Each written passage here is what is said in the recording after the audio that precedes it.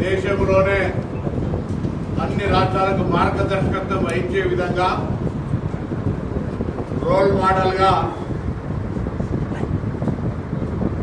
రాష్ట్ర వ్యాప్తంగా ప్రతి ఇంటికి ఒక ప్రభుత్వ ఉద్యోగిని పంపి 1,15,00,000 కుటుంబాల్లో సమాచారం స్వచ్ఛందంగా ఇచ్చినటువంటి 1,12,00,000 కుటుంబాలకు సంబంధించిన సమాచారాన్ని వాళ్ళ సంతకాలతో సహా ప్రతి 150 ఇళ్లకు ఒక నమోదు కార్యకర్తగా ప్రభుత్వ అధికారి ఆ 10 మంది ఎమ్యునరేటర్స్ మీద ఒక పరిశీలకుని పెట్టి మండల స్థాయి రాష్ట్ర స్థాయి దాకా ఈ ప్రక్రియ కొనసాగింది.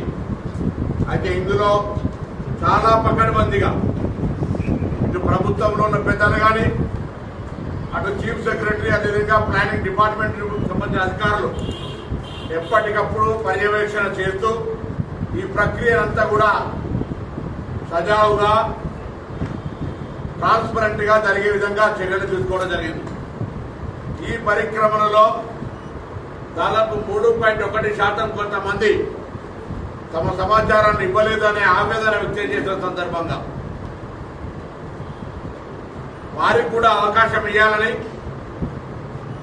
రేపు ఫిబ్రవరి 16 నుంచి 28వ తేదీ వరకు తెలంగాణ రాష్ట్రంలో 3.1% అయితే కొంతమంది నిన్న టీఆర్ఎస్ పార్లమెంట్ సభ్యుడు రాజ్యసభ రవిచంద్ర అంటా ఉన్నాడు మా డిమాండ్ మేరకు రీసర్వే జరుగుతుంది. ఇది రీసర్వే కాదు. ఇది ఎవరైతే మిస్ అయిందో ఎవరైతే పేర్లు నమోదు చేసుకోలేదో వాళ్ళు నమోదు చేసుకోవడానికి మరొక అవకాశాన్ని 10 రోజుల పాటు ఇచ్చే కార్యక్రమం 12 రోజుల పాటు. దాని తదుపరి మార్చి మొదటి వారంలో బడ్జెట్ కేబినెట్ సమావేశం పెట్టుకుని కేబినెట్ సమావేశం తర్వాత ప్రత్యేక శాసనసభ సమావేశాలు పెట్టి 42% స్థానిక సంస్థల్లో విద్యా ఉపాధి అవకాశాల్లో బలైన వర్గాలకు రిజర్వేషన్లు ఇవ్వాలనేటువంటి సంకల్పంతో చట్టబద్ధత తెచ్చే ప్రయత్నానికి సంబంధించిన కార్యాచరణ ఈ కార్యాచరణకు అందరూ కూడా సహకరించాలని విజ్ఞప్తి చేస్తా ఉన్నాం. అయితే ఇక్కడ ఆశ్చర్యం అనిపిస్తా ఉంది. ఈ రోజు కూడా పత్రికల్లో అసలు సర్వేలో పార్టిసిపేట్ కానని ఎవరైనా మనం ఏదైనా కార్యక్రమంలో పాల్గొంటే ఆ కార్యక్రమానికి సంబంధించి మంచి చెడును మాట్లాడే హక్కు వస్తుంది.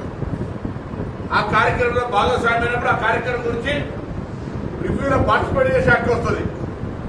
అసలు టీఆర్ఎస్ పార్టీ అగ్ర నాయకత్వం ఎవరు కూడా ఈ సర్వేలో పార్టిసిపేట్ కాకుండా దాన్ని ఎంతసేపు విమర్శకే పరిమితం అవుతా ఉన్నారంటే వాళ్ళ యొక్క మానసిక స్థితి బలహీన వర్గాల పట్ల ఏ విధంగా అణచివేయాలనే దృక్పథం స్పష్టంగా కనబడతా ఉంది. లేదంటే చిత్తశుద్ధి ఉంటే ఇప్పుడు ఇచ్చిన అవకాశాన్ని వినియోగించుకోండి. మొన్ననే ఫారాలు కూడా పంపినాం. అవకాశాన్ని వినియోగించుకోవడంతో పాటుగా ప్రజలందరికీ మీ పార్టీ తరఫున విజ్ఞప్తి చేయండి. ఎక్కడెక్కడైతే మిస్ అయినరో